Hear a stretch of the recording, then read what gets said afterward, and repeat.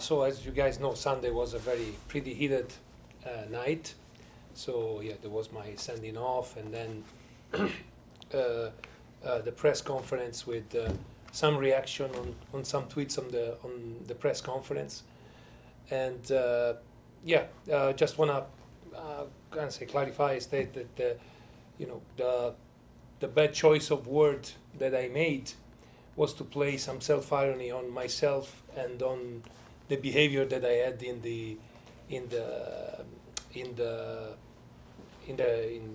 on the pitch when I got sent off, when I got my and that attempt that I had in order to play ironically and to remark to myself that I don't have to do these kind of things brought me to made bad choices in the word that I chose to play that to say that thing, and for that reason I'm sorry. I should have done a better judgment to choose the right word, and but there was no malicious intent or violent intent in my word. There was just a thing that I do every time, that is make fun of me when I'm not doing things properly, and that's the reason why I want to say again that I could have done much better, and I did a mistake, and I'm sorry for that. Yes, and from my side, I want to ask for your understanding that this is an ongoing review, that the club has provided the league yesterday additional content about what really happened, how it happened, in what context, and what was really said. So we will wait for that. I also want to say that because I got asked that this morning, for me it's very important to say, look, I have been in the stands and I saw what was happening all there, and there have been a lot of things that I haven't liked, a lot of things that we really have to review also internally, not only the league, where we have to speak with everyone about how we can do better. There are things there that is part of the whole review of the season. There are things that we can do better, but the very important thing for me is we have a young team of players, and some of them have not acted really great in the last minutes of the game, and we have a very young team of staff, and also they have not all acted in the right way, and so we allow mistakes. We allow mistakes to happen, and the most important thing for me is that we learn from these mistakes, that we find ways to make better and to do better the next time, and that we also find a good way to deal with that, and how to react to that. And with what Vanni has just said, and also how we cooperate with the league, and I can tell you that Vanni also has reached out to the pros. I think this is the right way to deal with that, to handle such a situation, and I don't think it's right at this point. And don't get me wrong, we are open to speak about all of the details at a later point, but I don't think it's the right thing at this point to speak about every detail, because let's first let the league do their job, and also our job. We are speaking with all players this week. We have all the individual meetings, and let us speak with everyone about it and address it in the right way. And then I'm very happy. There are still a lot of months in this year, and you have still to fill a lot of content later this year. Let's speak about all the details, and then I'm super happy to speak very openly about individual things, and also how I have addressed things and how we will continue in future, that doesn't happen again. Thank you, Vanni. Thank you, Axel. A few housekeeping notes before we get started. So this year, as everyone may know, we had 46 official matches, which is the most in our club history. On-field success included back-to-back Canadian championships, Cascadia Cup, second time in 3 seasons the postseason was made, and our first home playoff match since 2017. Off the pitch, we have 1,500 new season tickets, a renewal rate of over 94%, and our last 2 home matches were 2 of our top 10 largest crowds in our MLS history. We'll start with questions from the floor, and then go online. For those joining us virtually, please raise your hand, and join the queue, and we'll get to you in due order. For everyone's convenience, if we please, one question with one follow-up, and then we can always circle back. We have first question coming from Hard. My question is for Coach Vanni. Vanni, have you reached out to Tim Ford? Will you be reaching out to him? Yeah, like Axel said, I reached out to Pro, and then we'll see from there. Has there been any indication from the league, either of you, how many game suspension you'll have or fine when that's going to be announced? I have no idea. Again, the league is doing their job. Yeah, and I understand every question, but Yeah. you will not get more answers now from us Yeah. because we support your process, and Still getting it's that. not helpful that we answer now or give any thoughts or even some how do you say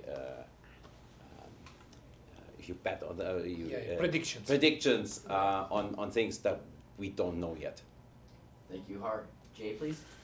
Two-part question. The one thing I think we in the media respect about you, your supporters respect about you, is you wear your heart on your sleeve. Your heart was beating very, very heavily on Sunday with the way that match played out. Yeah. I hope you don't change who you are, because that's what we respect, but how much do you have to maybe, are you going to rein it in a little bit? And when you look back at it, what bothered you about your outburst? As Axel said, but as we said every time, that's every moment is a learning moment. You need to learn, and you need to be better in the future, and it's not only about the quote but even the fact that you're right. I was very angry in the game when it happened, and even if I thought that we were basically having an injustice, I didn't my team any favor to get sent off. So, and because even though the game was almost over, it was like 1 minute, but that will carry automatically a suspension next year and everything. So, we need to work always on ourselves to, again, being emotional, being in the moment, it doesn't mean losing your head. Unfortunately, I'm very proud by the fact that I played 100 games, like 99 games, as a head coach of the Whitecaps, and for the first 98, I never got a red card. So that's a good statistic, I would say. But I hope that to beat this record, to go to 200 without a red card, so from now on. Second part of the question, and I think there's two issues at play here. One was, and that's what we're curious how the suspension is going to play out, the outburst on the field, and then the comments in the press conference. I'm a little bit confused because, and I don't mean to throw you under the bus, but I know sometimes you'll say stuff to us before a camera's rolling or before we start an interview. Was that meant for public consumption, what you said, or was that just you being you in a different setting? I would say that it's always me being me, even if I'm under the camera, I'm in front of the camera. So I cannot, I don't know even use the word, I don't know which word use, blame someone to just, I would say, take the words of someone and put it back to, it's, of course, I think the more context you have, the better it is. And the platform that allows you only 240 character, or I don't know, it's not the best platform to give you context, and that's an opinion. It's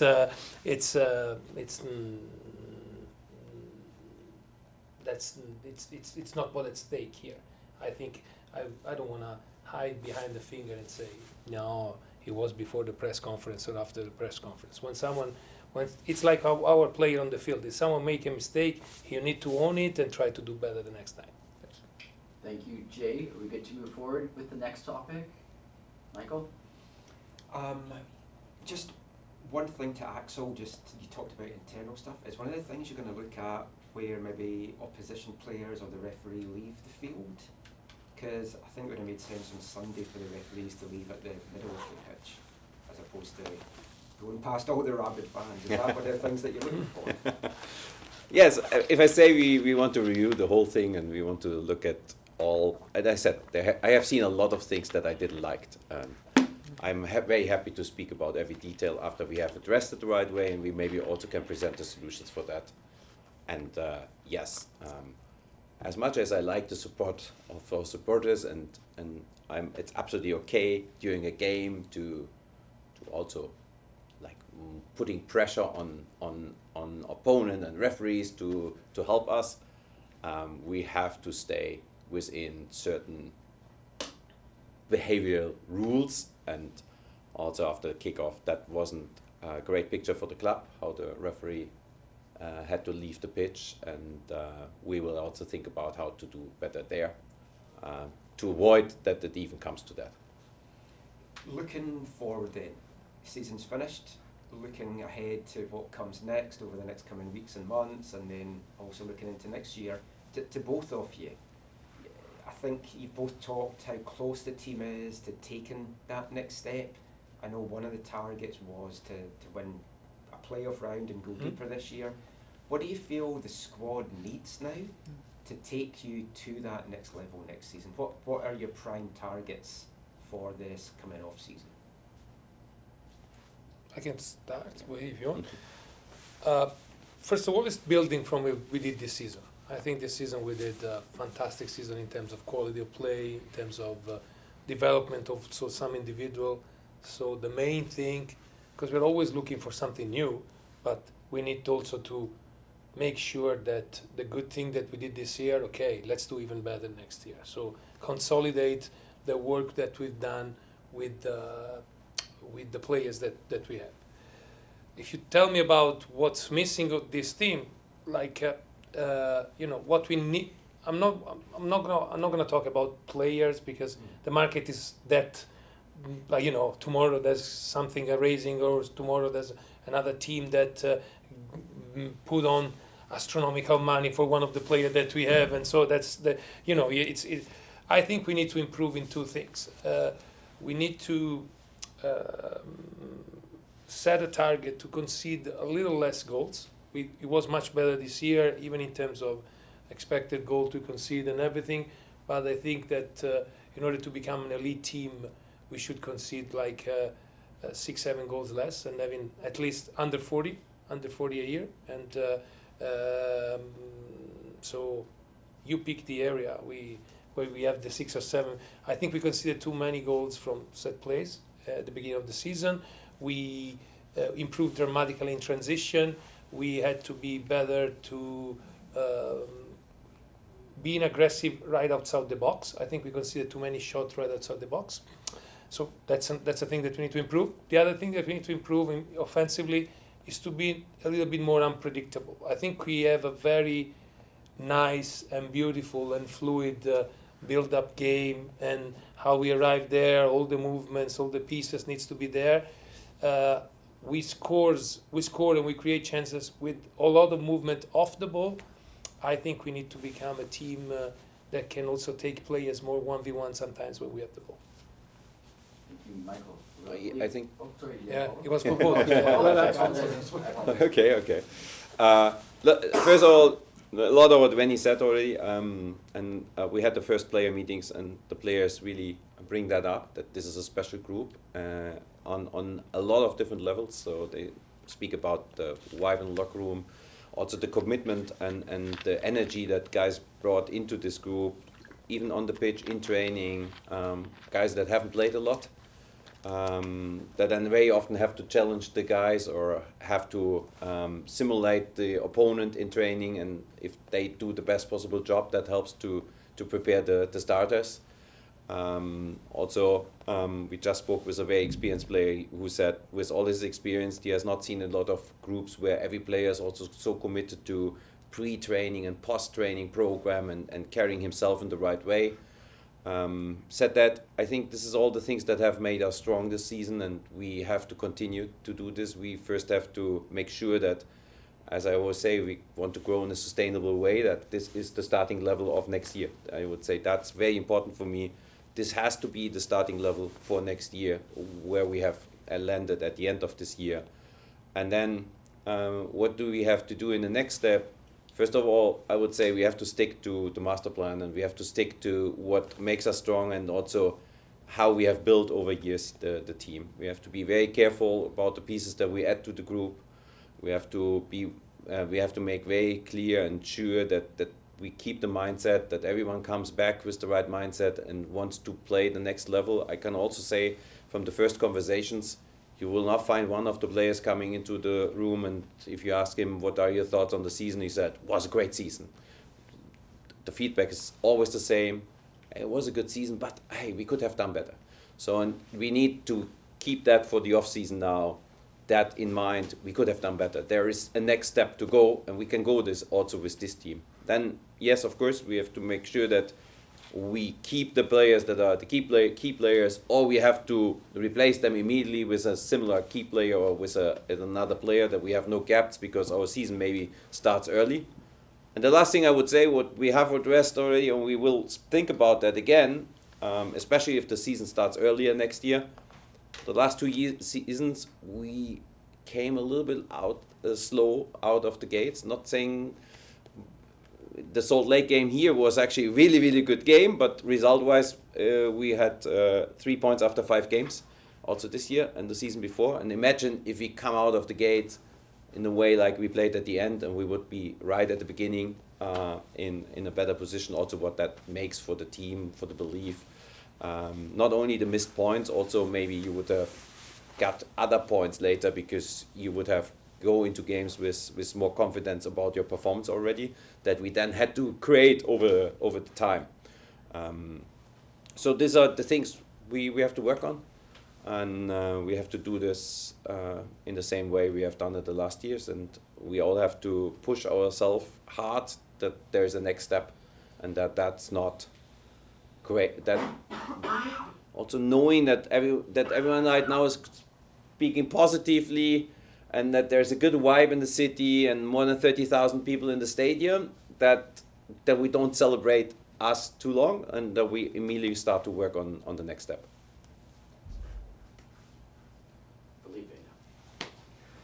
So, Vanni, moving past everything that happened on Sunday specifically, I want to ask you about more generally refereeing. I know that you're someone that likes to think big about things. It seems like this season refereeing has been a hot topic. It usually is, but especially this season, we've seen it become a lot more volatile.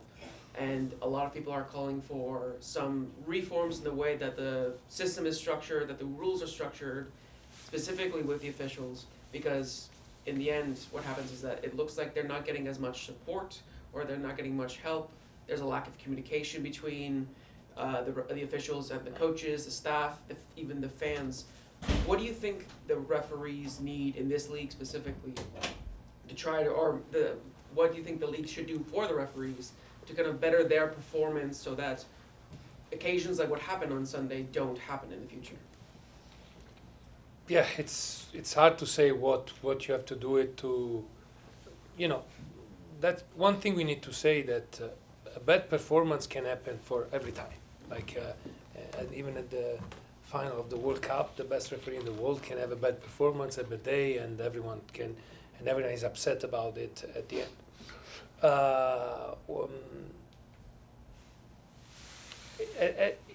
My experience is that over communicating when it's always better than under communicating. So that's another thing that the league already. We do a meeting with the refs before the start of the season, when they give us that what they call point of emphasis. But then you don't meet with them for 9 months, and maybe that point of emphasis that was very focused at the beginning of the season is no longer a point of emphasis, and so you expect the kind of decision, and that the decision doesn't happen. The league wants encourage us to be over communicating with them. The league and pro, not only the league but also pro. And I have to be honest, for the first time this year, I've been trying to engaging with them more, and it actually was, in my opinion, productive to do it. So that I would say would be the best way to do it. Like kind of even over communicating more, maybe having a couple of meetings even more between coaches and refs. I don't know.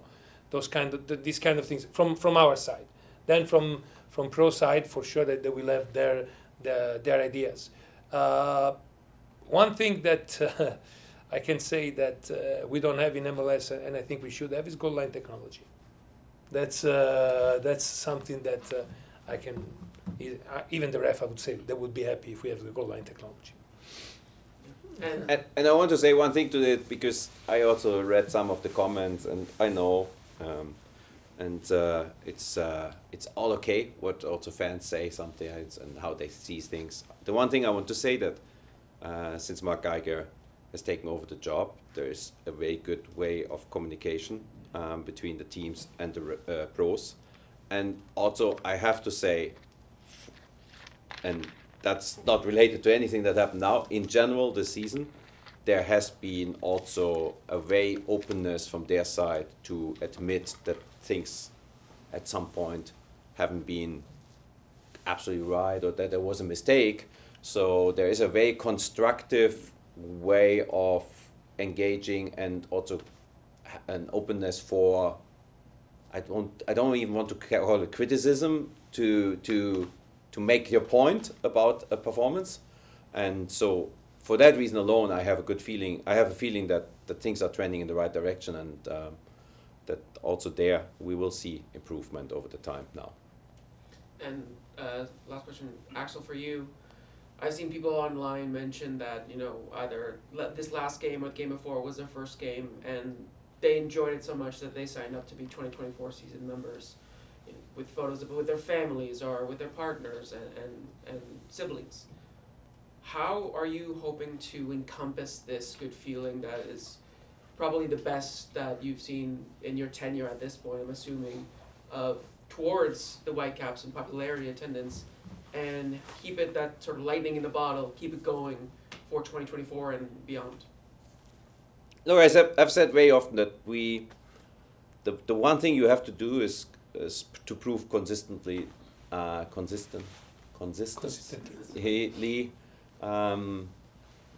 things have changed. This club has not done everything right in the past.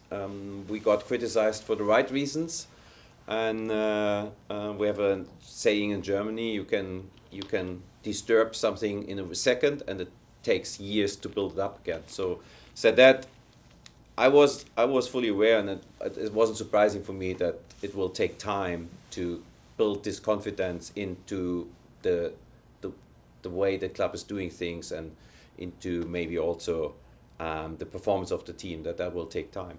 And I think I spoke with a lot of the guys after the game, and it was impressive to see this crowd, a bigger crowd than this club has seen before, in maybe even other very good moments. And for us, it's now not only to use and enjoy this momentum, also to build, to understand and to look back what has brought us there. And we have to continue to do this, and we have to continue to tell our story. And part of our stories is now already appreciated, because when I arrived at this club, you know how many people always were telling me we should spend big. I haven't heard that from anyone after these games, and I think it's the one thing is to say things, and you have heard me that saying. So easy to say things. We want to do it in another way. We believe in that our 11 players, the whole group of even more than 11 players, can make us a better team than big spenders and clubs that go for superstars. Then do it. And I think this time and the last weeks have been like the first time where I got the feeling the majority of the people say, you are right. Now we understand what you're doing, and we can see that it works. That puts the burden on us to prove it again, because we continue on that path. And so that's. But I think that every player that goes back home now and comes back, he has that momentum. Hey, in this momentum. Hey, there's more possible than we have seen for the most part of the season, and that's also motivating to do the next step. Thank you, Felipe. We'll go to JJ next, and then we will go online. JJ? Just wanted to ask, I was just wondering if there were any formal roster decisions that have been made? Because I know you've talked to players during the season, like Seb Berhalter, guys like that. Are there any decisions that you have come to already, and it's just a matter of formalities, or are you still waiting for those postseason meetings? Internally, we have made all decisions, but now we have scheduled all days. This is the only break we get, and then we jump directly into meetings. We have meetings from 9 to 4:30 every day, today, tomorrow, and Thursday. And for that reason, I said I'm available Friday to speak about that again. It can be over the phone or whatever. Can do a Zoom meeting. Please understand, we're not speaking about it before we have spoken with the players. And also, I will not give you an update about the one thing that we maybe said already to the one player. We had a meeting in the middle of it. We would like to do it in the whole context of all decisions. And But yes, all decisions will be made within this week, and we will be able to speak about that. All right, and just philosophy-wise, you guys have had some young players who might be coming into an option year or out of contract, but have developed here. How important is it for you guys as a club to retain those players? It is about the mixture, and I think we had a great mixture this year. And it's also important to have a few players that are coming through the system, because they are the next players that are coming, and it is important that they can tell the story, what it has, what they have done or what they have learned, and also to be a little bit of a role model maybe for the next young player that's coming through. It is about the mixture, and I think this season has proven, and the next season will not be very different, that a team like us, with the amount of travel that we also have, the amount of games that we will have again with Champions League and Canadian Championship and all of that, that we need a huge group of players being ready at any time. And for that reason, we will also make sure and look into that we have more than 11, 12, 13 players. We will never be a team that focus like on the first 13, 14 players. We will always be a team that looks also for depth in what the roster rules allow you within. Thank you. Thank you, JJ. We're gonna go first to online, and then we will finish off with Har. So we'll start with Joshua, then John, then Nathan, and then we'll go to Har. Joshua, please.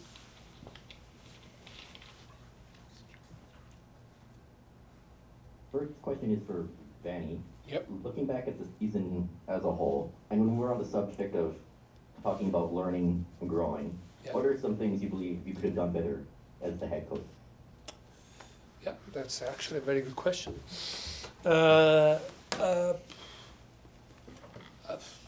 It's hard to do it like chronologically, so I'm telling you the 3-4 things that we could have done better during the season. I think that in the road stretch, we could have done better the rotation of the players. I think that you know, guys, how I like to rotate players and to change. I think that at some point in the season I went a little away from that, and we probably should have done even more to give more chances to guys that didn't play to play more, and to have other guys fresh for other games. The other thing that we probably could have done better, it's in my opinion, figured out that we were more solid with the back three than with the back four. So it doesn't mean that we had to play every time with the back three or with the back four, but at the beginning of the year, when road-wise we weren't doing very well, I think one of the big change that we did on the road, it's because of the change of the system when we started to play with a different way of playing. And yeah, those are the two things that I would say, in retrospect, in hindsight, we could have done a little better. Then there's a lot of things that I can tell you that I learned and we try to do more. I think we, knowing more the players, knowing more the league, we customized even better the training session than last year. We actually have been very glow reviewed by the players to say we work a lot here, and I didn't think that working that a lot could be beneficial, and it's actually been beneficial for them. So yeah, there's a lot of things that I learned during the season. The next question is for Axel. Last week, you talked about having the Upper Bowl open would make a great argument for the rest of the league and Apple TV to have earlier kickoff times. How much will you be using that argument to have earlier kickoff times for next season? I don't know if that's the great stage to address that now, but obviously nothing has changed, and I think I've spoken about it before the game, was not knowing how great it will look at the game day, and I can tell you that we had 8,000 soccer kids, group tickets to soccer kids out, and I would say that there would have been no chance that we would have so many soccer kids in the stadium if the game would have been late. So we will do our analysis, a very deep analysis on why we have sold so many tickets and to whom we have sold and how many families and how many kids tickets have been out, and then we will do the best possible job to make sure that we find the best possible time next year for the market that we are in. Thank you, Joshua. We'll go to Nathan next, please. All right, gentlemen, thanks again for doing this. Vanni, I'll start with you. Axel had alluded a little bit earlier about the beginning of the season, the first 5 games, how you were waiting for a win. The season previous to this was another slow start as well, and I know a lot of changes were made in preseason to try and mitigate that as much as possible. Looking forward, with everything that you learned at the beginning of the season, with the preseason that you did, are there things that you were already looking at implementing heading into this preseason, getting ready for the 5 games that you have coming up to begin at MLS 2024? Yeah, the start is very important, and but I think there's 2 different kind of stories. That the first story is the 2022 season, where the preseason wasn't good enough and we weren't ready to start. The second story is this season, where, to be honest, the performance were there because we lost the first 2 games, but with good performance, and then we had very hard game on the road and a Champions League trip in the middle that we qualified. Since the Champions League this season will start earlier than it started this season, because this season was Champions Cup. So this season it started in after the second game. Next season it will start either the week in between the first 2 games, or even 2 weeks before, according to the draw that will arrive on December 13th. We'll have to be ready. We'll have to be ready to perform at a high level for mid-February. So that means to do the same kind of level of preseason as last year, if even more, and finding the best possible, not only work tactically with the teams, but also the best possible opposition in order to arrive in the best condition possible for a very important, because the league can be okay. You can lose the first game. You have 33 games or more, but the Champions League is immediately a knockout stage. So we need to be ready for that. And Axel, same question, but from the business side of things. There's a lot of business that has to be done, especially heading into those first few games of the Major League season. I know a lot of some business was done very, very late in the preseason. Knowing that you have these games coming fast and furious, you've got an earlier Champions Cup. How important is it for you to get some of these player deals that you want to get done earlier?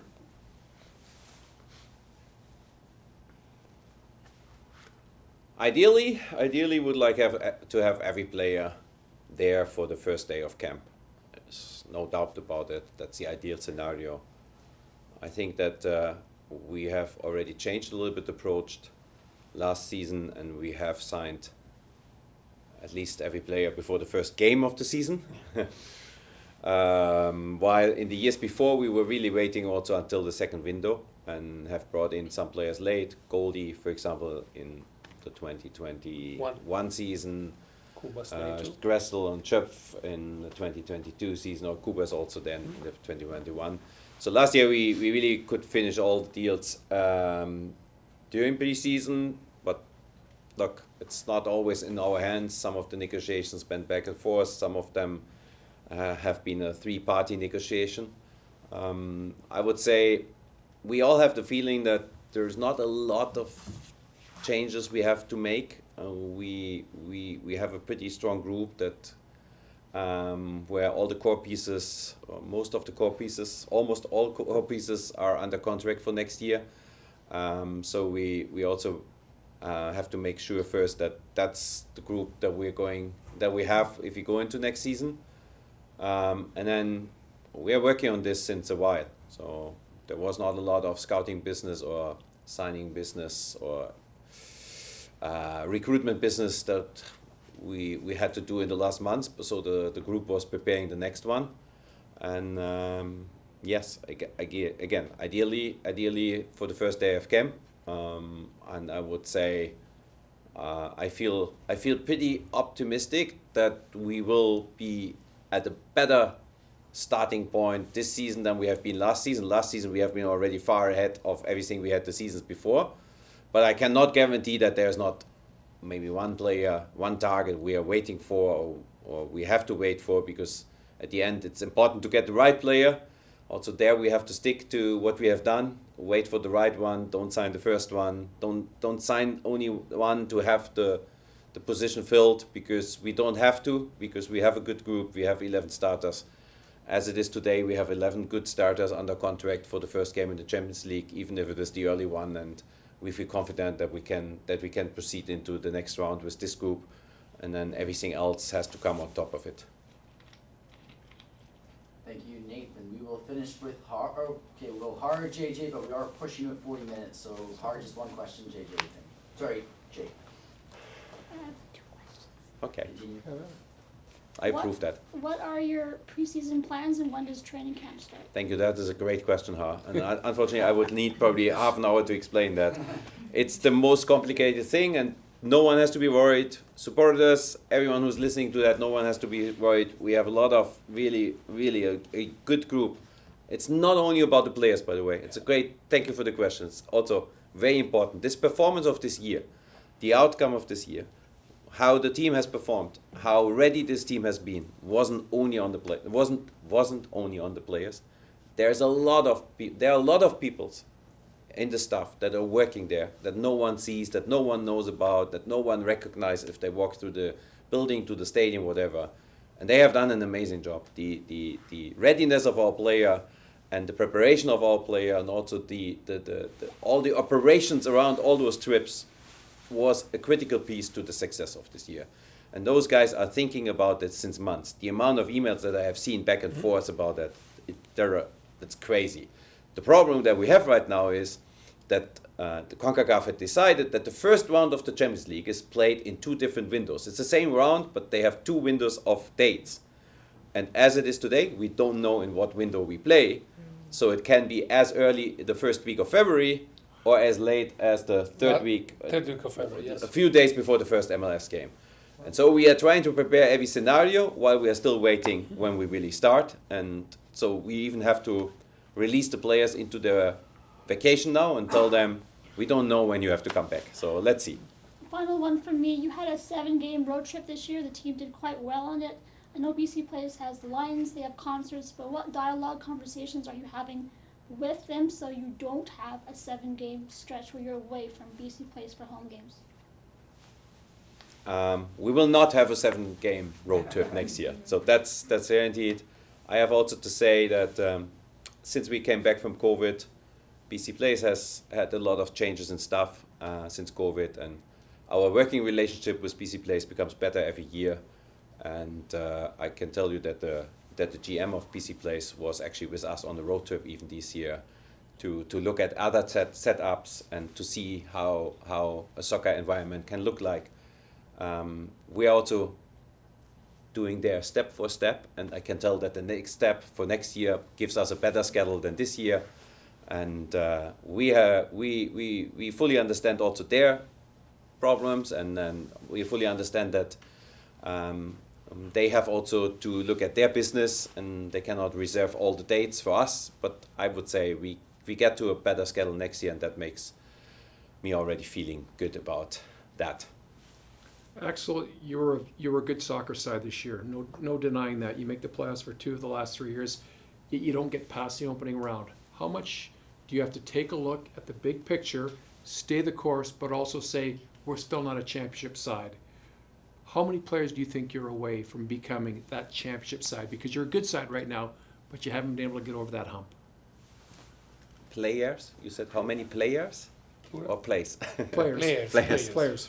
I don't know if I can say it about players, because it's also about learning of the players that we have. And I said it today, or I said it, I think maybe it was in the interview this morning, where I said, look, now, by the way, I enjoy that the playoff games are all at different days and times, because finally I can watch every game 90 minutes, and I learned a lot about some Eastern Conference teams we never played. And so you always hear that, like when Red Bull played Charlotte, and they said, there you see the experience of Red Bulls in the playoffs. And you think, what is this experience of what kind of experience you need in the playoffs? And interesting enough, it came up today in 2 of our player interviews where they said, if you compare us with LFC, there was maybe the little things where they are more experienced about such games. So said that, first of all, there can be growth in our group. We have still a lot of young players. Pedro Vite can be more experienced and play a more important role. Ali Ahmed, that is his first real season, can grow and have more experience next season. And there are other players. We were actually even speaking with Ströpfi about that this was only his really first season, and then next year he's now better prepared for what you need in MLS over a whole season. So said that, first of all, I expect us to develop again. Everyone develops. Also, speaking about experience is part of the development. And then, yes, we will. How many players? It's hard to say, but I would say if we continue to replace some of openings that we have in our roster with players that maybe have played more often in such situations, who have competed maybe more often for such things, and we did that with, for example, Sam came back, and when he left the club, he had not this experience, but now he came back and has played in the World Cups and is more experienced to play in such moments. And of course, we want to find the right balance, and I would say it doesn't hurt to have 1-2 more players that can give that to a group. But that doesn't take anything away of the players that are here to grow and have more of this experience as well.